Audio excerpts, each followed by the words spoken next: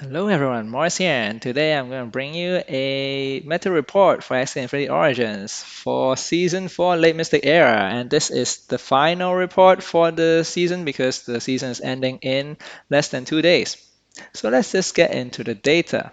Before actually I get into the data, I just want to go through the TLDR. Basically, Topaz is still the main, most popular team of Archetype, followed by Jinx and Sustain. And we do see two relatively new archetypes, right? Brutal Claw and Metamorphosis, which could potentially be meta breaker. And if you want to know why, definitely continue watching this video. Okay, so before I get into that, so let's just look at the archetype distribution. We do see Topaz, Jinx, and Sustain are the main ones at the top. If you go further down, then you see a bit more Poison. So that is the gist of it, really. In terms of the, like if you go further down at different elos, then you can see that if you go further down at maybe about 1900 to 2000 elo, then you start to see Glorious Main and AoE creeping in as well. Poison, definitely more poison. Of course, if you are going to go down to the low challenger at 1800 to 1900, then you actually see Glorious Main, AoE, Poison. Those are the main three, and you don't see as much Topaz and Jinx. So depending on where you are in the ladder, you might consider playing different teams just to counter the teams that you see. Of course, ultimately, if you just want to play the game for fun, of course, just play the play your favorite play style, play a team with your favorite play style. But if you do want to climb, then definitely look into like the more dominant, strong power level, high power level team.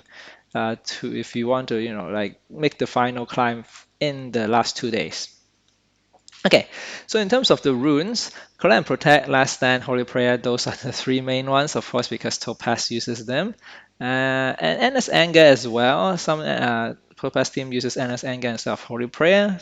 I think it's can be good, obviously has pros and cons, but of course, Endless Anger gives you more burst in the sense of having the extra energy and then Counter and then with the Ronin. So this gives you more burst, but then of course, Holy Prayer gives you more, I guess, over time average in terms of damage. So because Holy Prayer, this gives you a 15% boost, which is really pretty good. And of course, also good against sustain as well. So if you face again a lot of sustain, the Holy Prayer helps a bit, I would say. Okay, so yeah, one thing that I do want to say about the runes is that it might, my suspicion is that these three might get nerfed, or even, maybe even Endless Anger might get nerfed just because, the power level of them is just so high. I don't think it's about Topaz, it's really just about the power level of these three runes is just so high that's why Topaz teams are using it, just because Topaz itself doesn't really need specific runes and charms for it to work, and these three just happen to be kind of like the best ones. Okay, in terms of charms, we have Vitality, Scotch Tape, and the one that I want to talk about is definitely Energy Drink M, which is really quite dominant at the top but not so dominant at the bottom because it is a Mystic, so not everybody would want to spend on buying a Mystic charm. But it is so good because Banish itself is already a good effect, and plus 25% is just pretty crazy, right? So that's why I suspect it might get nerfed, but let's see. Okay, in terms of archetype win rate, Sustain, Brutal Claw and Metamorphosis are definitely the ones to be, like that are the highest in terms of the top, especially the top 100, as you can see here. It's just the main reason is really about Topaz. If you can beat Topaz, then that's basically like gives you positive win rate. I'll ignore the AoE here just because like there are really not that many matches of AoE, so that's why I'm not sure why it's like so high. But Sustain, Brutal Claw, and Metamorphosis definitely are very good against Topaz, and that's why they have such a good win rate. Okay, so then let's look into the actual matchup and see how it goes. So first of all, it's Topaz. Topaz actually is still very good. Like it just have positive win rate against pretty much all except for the three that we mentioned just now. Uh, Sustain, Brutal Claw, and Metamorphosis. In terms of the runes and charms, I think I kind of mentioned already for Topaz team. Last Stand, Holy Prayer, Collect and Protect are the main ones, with some starting to play Endless Anger or maybe Story Fighter as well. So that's basically that for Sustain. Sorry, for Topaz. Okay, in terms of Jinx, let's just go back and look at the matchup first. For Jinx, it's just a bit tough against Topaz, I must say. Um, it's actually very good against other things, but it's quite doing not so well against Brutal Claw, not so well against Metamorphosis, and that's what actually makes Brutal Claw and Metamorphosis so good, right? Because Brutal Claw and Metamorphosis both does very well against Jinx, yeah, Jinx and Topaz. The what's saving Jinx really is that it's very good against sustain, and that's why, right? Sustain does well against Topaz, whereas Jinx does well against sustain. So that's kind of what's keeping Jinx going. Of course, can always have a chance as well, because if you play Jinx, if you just have very good discard and a good draw, and the opponent has bad draw, you can always have a chance. The good thing about, interesting thing about the recent development of Jinx is that we do see, even though it's a very established archetype, we do see new development with a collect and protect. You can see a lot of collect and protect being used at the top here with square teeth, right? Which basically, collect and protect with square teeth just gives you some free damage basically, which is pretty crazy sometimes, and also give you some protection as well at the end game. So that is also pretty good. And of course, card draw is always good as well. So that's why yeah, it is like it becoming a thing, and also calcium armor as well with the 40 plus shield every turn, which gives you quite a good value, I must say, in terms of just stalling out opponent. Yeah, so that's another option. Yeah, in terms of poison, it is quite popular, not at the very top. Well, you see a few teams, but definitely very popular at the mid to low challenger level. And you can see, okay, so here's the rune usage. The main one that I do want to talk about is Last Stand. There are people who, yeah, really experimenting with Last Stand poison at the top, which definitely buys them a turn, and I think it could be pretty good. It's just that maybe the Axies are pretty tough to get at this point, but if you have one, maybe definitely give you a bit more success, perhaps. In terms of matchup, let me just go back up here. Yeah, Poison, the only thing that's really holding it down, I would say the main thing is, it's Topaz. Topaz is so fast that Poison, yeah, just it's not fast enough. Interestingly, Leafy as well. Leafy can also be pretty fast, so that's why I think the tough matchup for Poison is definitely the fast stuff, right? The Topaz and the Leafy. Okay, and then yeah, let's look at sustain. So sustain, yeah, maybe let's look at the runes first. Adaptive program, shield backup, holy prayer, those are the main ones. Sometimes they run shell shot as opposed to shield backup if you want more damage or faster damage.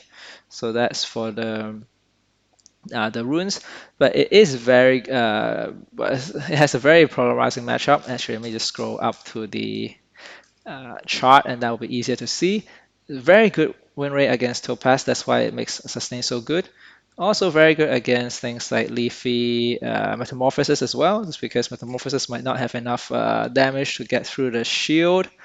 Yeah, but it has pretty bad matchup against Jinx. It's just horrible, and it basically has like no chance of winning Brutal Claw. I don't say no chance, but a very low chance. Just because if you don't have enough cleanse, then it's gonna be very tough because of the Graceless Wound and that kind of thing. And every time you play a card, you just deal damage to yourself with the bleed and so on. Yeah, it's just tough. Sturdy Fighter, the pure damage variant as well, but not many people play that, so that's why it's not too important. And actually, this is why what makes Brutal Core so good, really, which I'll be talking about that a lot more when I get to there. Okay, then Leafy. So Leafy is actually an interesting one because it's actually not bad. Let's talk about the runes first. Last Stand, Leaf Cloak, so those are the two main ones, and then the damage dealing ones, Endless Anger or Miracle Leaf. Endless Anger, I would say, is probably a stronger one, but of course more expensive. So and also not easy to get a beast that's good with Leafy. If you manage to have that, then it's actually pretty good. Because endless anger does give you more burst, and an extra energy is always good. So let me just look at the matchup here. Then you'll see. So Leafy, the only bad ones are really Topaz, which is still not that bad, 45%, right? The sustain is tough, but again, I feel like sustain, if you can tag against it, if you really hate sustain and you can have an Axie with like 441 HP and you have enough shield to survive the turn or something, or you just have a last stand. But of course, there's trade-off, right? If you have too much HP, then you're losing your offense a bit. So that's why not many people would tag against sustain. But if you really don't like to have this negative matchup, I think that there are stuff that can be done. Let's put it that way. But otherwise, there's pretty good win rate across the board. So that's why I do feel like Leafy have a chance. But it's just not many people playing it at the moment. Okay, Metamorphosis. Okay, so this is one I haven't really seen before. I do have another video talking about it, at least one variant of it, so do check that out. And that variant is the Feather variant, and the other is the Double Teal Shell variant. So the key, of course, is Metamorphosis. There's also the Last Stand for you to stay alive for longer, but also, yes, so the Feather variant will use the Feather Descent, and the I guess non-feather variant, right, with two teal shell and effectively you have like 4 copies because you have two innocent lamb as well. So yeah, that will use something like pure instinct or any other runes. So not going to go into how metamorphosis work, but I do want to talk about the matchup. If you want to know how the metamorphosis work, then definitely check out my previous videos. Okay, so Metamorphosis, you can see, right? In terms of win rate, very good against Toast Pass, very good against Jinx. That's why it is such a good uh, archetype for this meta. The downside is that it does suffer against Sustain, so that's the tough part. Like if you face Sustain, it's gonna be pretty tough. So that's why it's not the best, but it's still very good because most of the matchup are gonna be Topaz and Jinx at the top.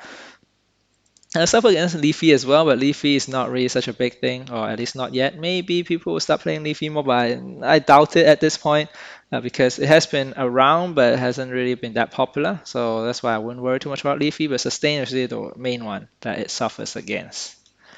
Okay, then the next one is really the latest one, I would say, is Brutal Claw. So it's basically the latest one that gets through to top 100, and how it works is that it has basically it's just bleed, right? Brutal Claw, you bleed with triple chubby. You have the Gravest Wound with the dual blade, right? And then you have this is actually the hardest part is the Brutal Claw beast with ideally 4 AOE or 3 at least, I would say AOE.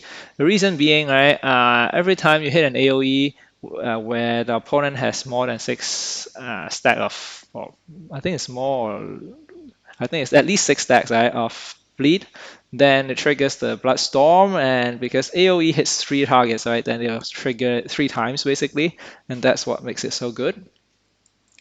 But it's obviously at this point not easy to get, and that's why not many people are playing it. But I do see that people are starting to experiment with it in the past day or two, and that's why the meta is still shifting.